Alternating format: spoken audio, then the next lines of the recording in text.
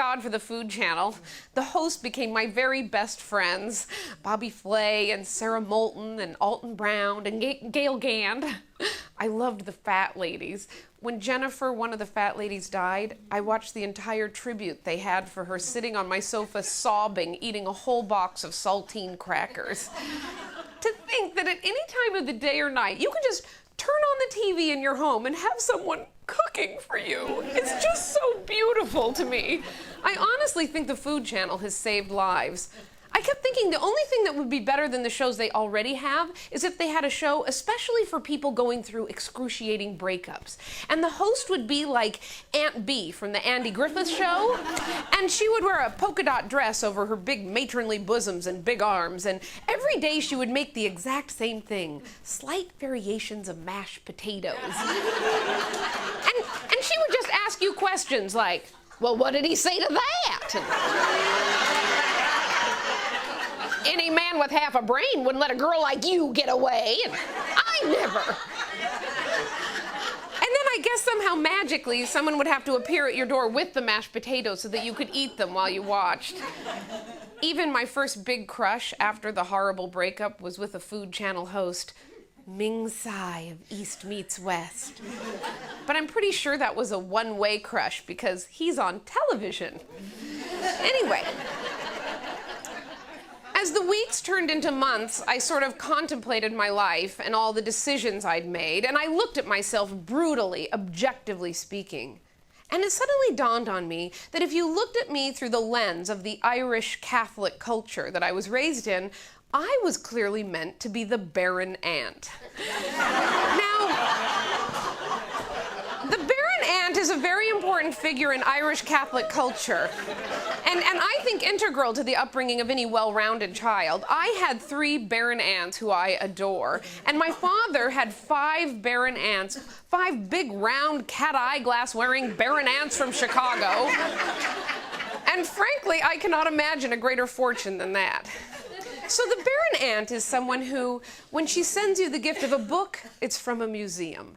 And if she sends you a sweater, it's a cashmere sweater and wrapped by the department store. Also, the barren aunt is someone that you go to when you're a teenager and you say, that family that I'm from, they're crazy, right? And she'll say, yes.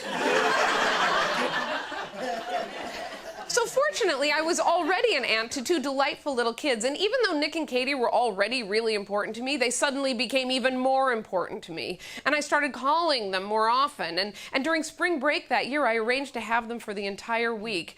And as I got on the plane to fly up to Spokane, I thought, wow, me needing my own baby is really going to get taken care of after an entire week with 2 little kids. And every day we went rollerblading or hiking or swimming. And at the end of the week, it was just excruciating to give them back. And when I got back on the plane, I was already missing them so much. And by the time I got back to LA, I thought, being the barren aunt is not enough. And so I sat down on my sofa and I turned on the Food Channel.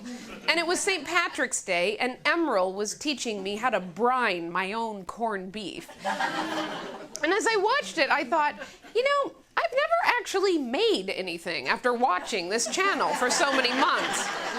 The Food Channel's basically become food pornography to me. So I thought, I'm gonna bake something, and I decided to make this shamrock cake that my mother used to make for us growing up on St. Patrick's Day. And, you know, it's just a white Duncan & Hines cake mix that you cut into the shape of a shamrock, and you put this bright green icing on it, and then these green sprinkles that end up chipping into the enamel on your teeth. And I remembered what superior contempt I had for this cake growing up, because, you know, it's not even really very Irish. But I remembered that my attitude sort of balanced out my mother's enthusiasm for it.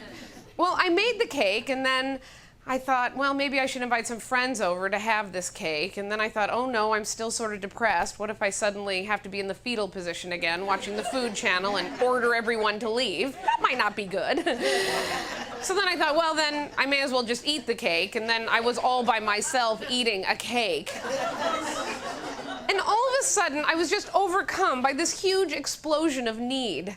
It was like a gong clanged in my heart, and I realized I just had to have a child of my own, someone who I could make a shamrock cake for, to whom I could pass the superior contempt, and then maybe it would balance out my new burgeoning enthusiasm for it. And then maybe they too would have a child to whom they could pass the superior contempt.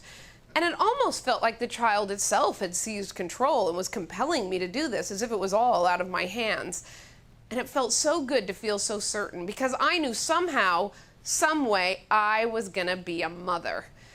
Well, I made this appointment with this fertility clinic in Beverly Hills, and I walked in, and there were all these women in the waiting room, all about my age, all of them with briefcases and cell phones and very well dressed, and they all had this sort of look on their face, like, I was a summa cum laude, and now I'm a CEO, and now I'm gonna have a baby whether my body wants to or not, God damn it. Even though I know that's totally not fair, and I'm sure I would have loved them if I'd gotten to know them each individually. But I guess I just sort of looked at them as a group, and I thought, so, is this it? Is this my tribe? Is this what happens? I mean, it seems like for the first half of your life, every time you go to the doctor, you discuss exactly one topic, which is how to not get pregnant. And then in the blink of an eye, in what seems like seconds later, you're back at the doctor saying, what is medically possible for me to have a child? It's almost like the medical establishment has you coming and going. Well, I went in and talked to the doctor, and he said, well, you still have your ovaries, so we could go in and extract some eggs, and then you could mix them with some sperm and then hire a surrogate mother to have the child for you. And I would say you have about a 20% chance of it actually working overall, and it's going to cost $100,000 whether it works or not, and your insurance won't cover it, but you'll have the chance to be a mommy. So I just sort of took all this in, and I said, okay, I just need to think about that. And I left, and I went out into the waiting room, and I got in line to pay. And as I was waiting, I noticed this big poster on the wall, and it had this young teenagery girl on it with this terrified expression. And underneath it, it said, are you pregnant? We can help.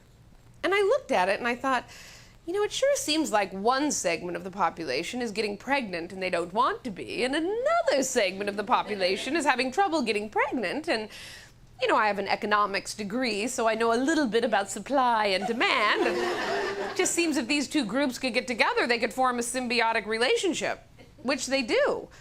And then I thought, it's so too bad that when our bodies are the most capable of reproducing, which is probably starting in our teens, it doesn't match up with when I think we're the most capable of being a good parent, which I believe is in our 30s and 40s. And that if I were running the world, I would require each and every teenage girl to just pop out a couple of babies when her body barely even notices it, you know, just between English lit and chemistry. And then she'd immediately have to hand the baby over to someone in their 40s to raise. So I thought, well, why don't I just adopt? What's standing in the way? I guess it's just my own love affair with my own DNA. And what is that love affair about, anyway? What do I have to offer a child? Well, my Irish heritage, with its tendency towards alcoholism and depression, and my lily-white skin, which probably won't be so handy in the coming years as we burn off our ozone layer. And then I thought, I don't mean to be Miss Militant Population Control or anything, but I do like to think that the Hebrew God must regret saying, go forth and multiply about now. I like to imagine that he wishes he'd said, go forth and multiply in a sustainable manner. So I thought, okay, I'll adopt. And it suddenly felt like this 100-pound weight was lifted off my shoulders, and I felt so free and happy and excited, and I felt like I could breathe again.